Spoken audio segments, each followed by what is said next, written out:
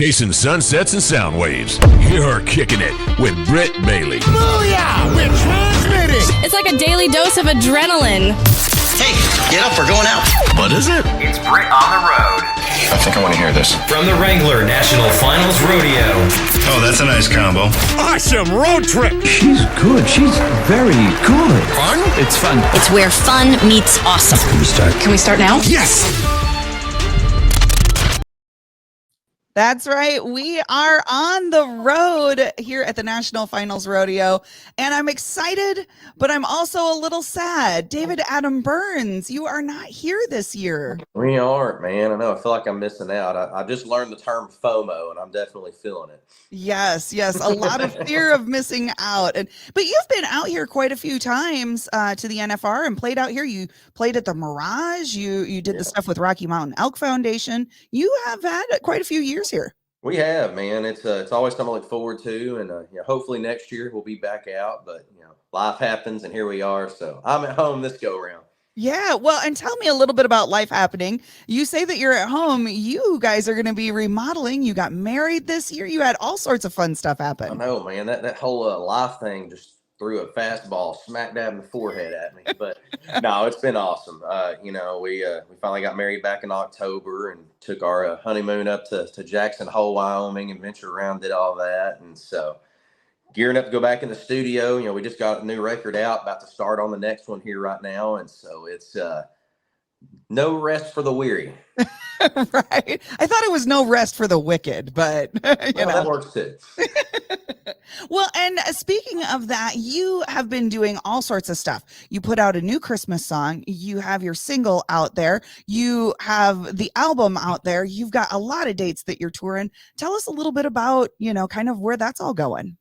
Yeah, we did 2 records with Reviver Music, the Keep Up with the Cowgirl record, and then this new one, Country Gonna Be All Right. And I decided I'm gonna go ahead and venture off solo again after this. So like I said, we're getting ready to go in the studio and start working on the next project. But I spent so many years writing songs every single day and not recording any of them. So now I feel like we're trying to play fast catch up. So sure. But just trying to gear up, the Texas music scene, so many people are finding out about it, and it's really broadening. And it's making it where there's more and more artists out here every day. So you've got to do what you can to stay above the pack. And so we're just trying to stay busy, as well as trying to get used to marriage life and owning a little mini ranch and having Longhorn, and just, it used to be music 24/7. I've had to really learn how to balance job and life. And so it's been a learning experience, but I feel like I'm slowly but surely getting there.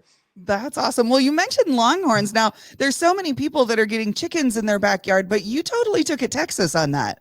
That would 100% be a wife thing, but now her family actually raises Longhorn, and so fantastic. I knew it was a matter of time until some of them wandered over here. But don't worry, she's already planning the chicken coop and all that. It's like I said before the camera came on. I already told her, if we get any more animals, I'm gonna start charging admission anytime friends come over and call this thing a zoo. Because there you go.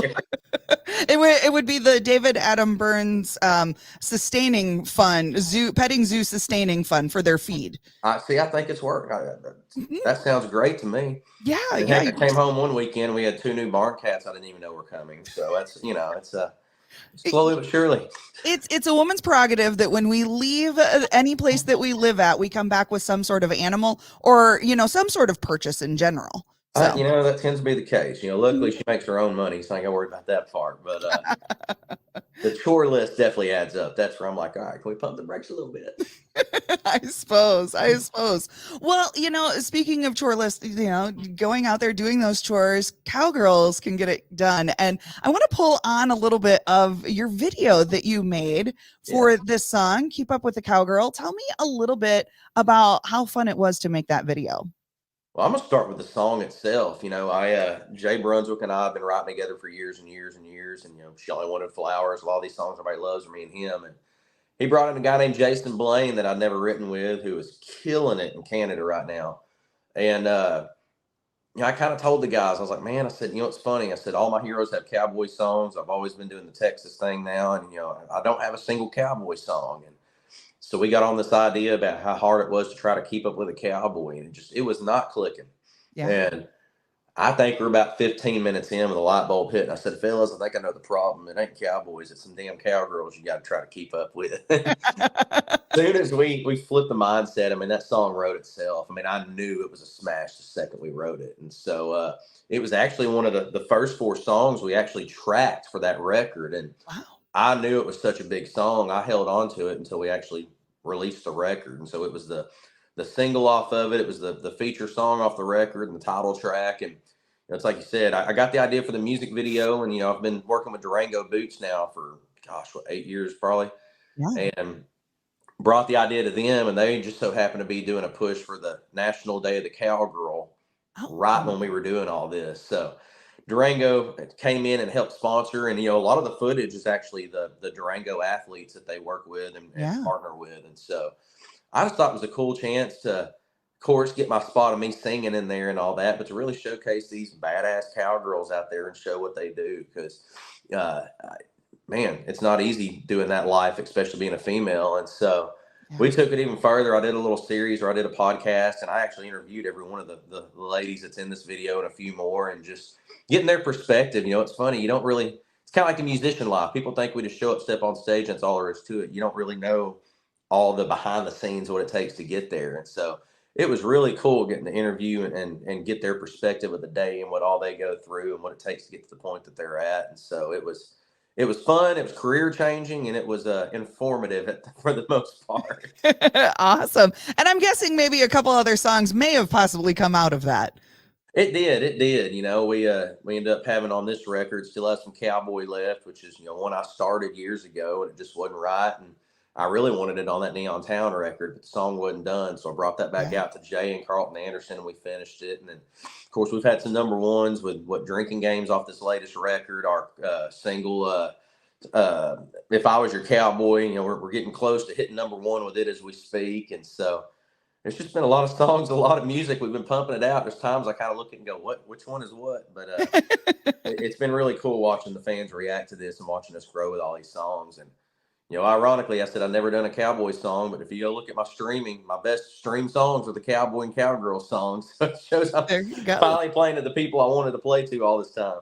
Exactly, which is fantastic, being down there in the heart of it all. And, I see there on the videos, some of these gals that are going to be here at the national finals this year. So very cool. Such a great video, such a great song. I love that you're getting everything out there, though, because I have been, toting on you for how long. And so I'm really glad that there's a lot of other people now that are getting into the David Adam Byrnes train. So I just absolutely love it. What do you got going? I know you were talking about more songs, that type of thing. What's 2024 going to be looking like for you?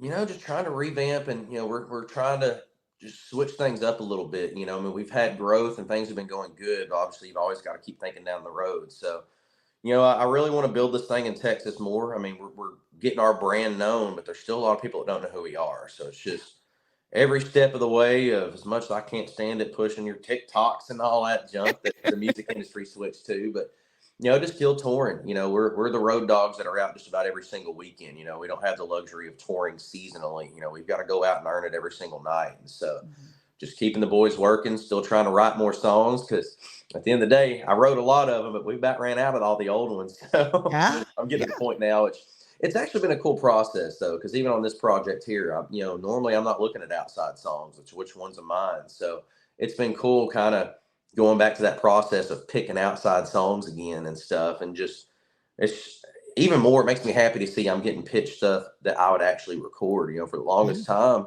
I had to record my own songs because no one was writing the stuff that I wanted to do, which was true country music. And so it's just cool watching all this come back to life. I said for years, I was like, we need a dang urban cowboy movement to make cowboy country cool again. And Yellowstone dang sure did that for us. And so yes, it did. I don't know. I got ADD and I'm pretty sure I ran completely off your question, but that's okay. The answer is keep doing what I've been doing, but also try to figure out what kind of new little things we need to throw in there to keep the brand growing.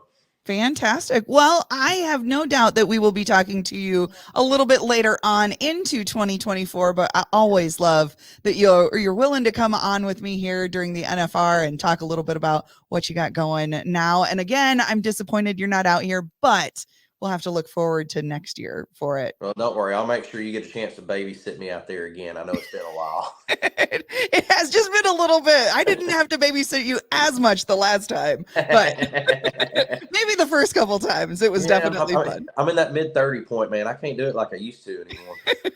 Well, thinking of those TikToks, I mean, they should be really simple now that you've got all the critters out there. People, they love to see those animals, so just sing to the cows. I'm telling you, man. Well, we've got some more coming over, I think, tomorrow, it sounds like. So I'm like, great. I guess I'll have some footage of that. And then I'll realize my chore list just got even bigger. But yes. I love it. I love it, man. Music has always been my life 24/7. So it's, one thing Amanda's been great at is making me realize I've got to have a life outside of this. So it's been cool.